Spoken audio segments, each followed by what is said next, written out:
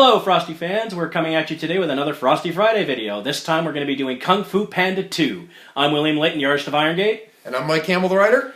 There's going to be Sergeant Major spoilers ahead, so if you don't want to get spoiled on the plot of this film, just give it a quick watch and you'll probably be very happy you did. So, go. In this installment, Po, of course, is the Kung Fu master that he's become now, but he still doesn't have inner peace. He still needs that, and he needs it because in a battle with Lord Shen's forces, who are wolves, he sees the Lord Shen symbol and has a traumatic flashback remembering his mother. Afterwards, he confronts his father, who's a goose, of course, about where he came from, and his father sort of admits that he found him in a crate of radishes, and that's all he really knows about him. So Po is left kind of adrift, wondering where he's from, how he really fits in. Who he really is, really, and I like that when he finds out that he's adopted, he doesn't do any of that "you're not my father" crap that you see. Oh, not at all, not at all. His goose father is excellent. Oh yeah, he loves his dad, and his dad loves him, and that stays consistent. Yeah, and when he shares that he was adopted with Tigress, she really because she was adopted herself by Shifu, she really warms up to Po in a new way, and it's kind of really neat to see the two of them become closer friends, because especially from the first movie when she really didn't like him and began to accept him, and at the end of the first film she accepts that he's a great fighter, but she doesn't really have a love for him yet. In this one she definitely develops that, and I really like that. There are also some great moments where Po is trying to master the inner peace thing, and he wants to do it like yesterday because he's impatient. And he finds out that it took Shifu 20 years. Oh yeah, years and years. And he asks Tigress how long it took her to become a stone ox, like doesn't feel anything in 20 years. And he's like, is there a quick method? I love that. That's very typical of Po, how he does things. And she sort of is a mentor figure to him in a way that Shifu was in the first movie. She sort of mentors him in her own way in this one, as far as his emotional development and things like that. Yeah. No, they're great together, and Po's journey, that his arc in this is learning to let go of what's not important from the past, and learning that the past doesn't completely define you. That's basically Po's sort of character arc as a character in this movie.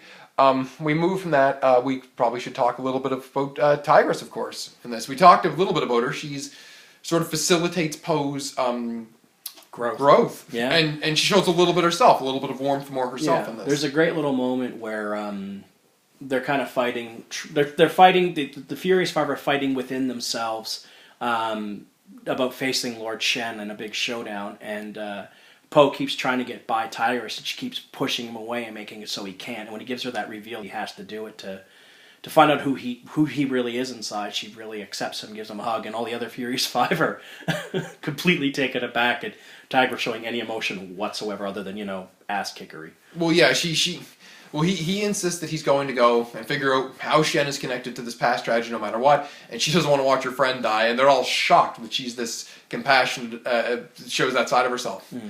I also really love this character of Lord Shen, played amazingly by Mr. Gary Oldman. Yeah. He had some really cool features, like he's a peacock, and inside his plumage he has these daggers that were really neat. That are mixed in with his feathers so you can't tell which is which. He's very aristocratic. He wears like long silk robes and everything. He's short-tempered, but sort of very, tries to be very polite when he can be, but he's also slightly unhinged. You'll see his eyes twitch. There's like a sinister element to his politeness, though it's not really genuine. No. And like Po, he's also trying to fight his past. His parents didn't approve of him and what he did to the pandas, which we should mention. He killed all the pandas thinking that they were going to be his downfall, and of course in the end he was right, because Po. But he created his own destiny by doing this. This all comes about from a soothsayer that from the very beginning was telling him, she warned his parents about him, he went and basically committed genocide, and then afterwards he comes back, his parents push him away, and that broke their heart so much that they actually die fairly young because of that. And there's different moments. There's a few moments where it looks like Shen might be going to turn a corner, but he never manages to really do it. He's too within his own self and wanting to conquer everything, and he does that with cannons, actually. His big secret weapon is cannons, and in the end of the film, there's this great piece where Po is like on a little island, and Shen and all of his ships are firing countless cannonballs at him, and he keeps redirecting them using that inner peace kind of like Tai Chi movement. It's really cool. Yeah, in the end, actually, there's a final little fight with a slightly unhinged, or more than slightly unhinged, Lord Shen, and Po tries to get him to turn a corner one last time, and he ends up cutting all these cables that are holding this huge cannon Shen above does, him. yeah. Shen does. And, of course, that ends up in his death. And there's this wonderful little scene right at the end when he closes his eyes, just kind of accepts his death. Yeah, he accepts that he's done for. Yeah. And another great thing about this film, before we go here, is that it sets up Kung Fu Panda 3. Oh, beautifully. Which we weren't really expecting, because I actually hadn't seen Kung Fu Panda 2 yet. And at the end of the film, they show a bunch of pandas in a valley, and we were led to believe throughout this whole film that all the pandas are dead. So that was really kind of cool. Yeah, they set up the third one. They set up the third one for him finding his biological father, and we'll cover that eventually, who is played by an actor. I love Bryan Cranston of all people. Like, oh yes. He's not selling drugs in this one, though. So He's not Heisenberg in this one. But at any rate, guys, please follow us on Twitter at twitter.com/IronGate_comic.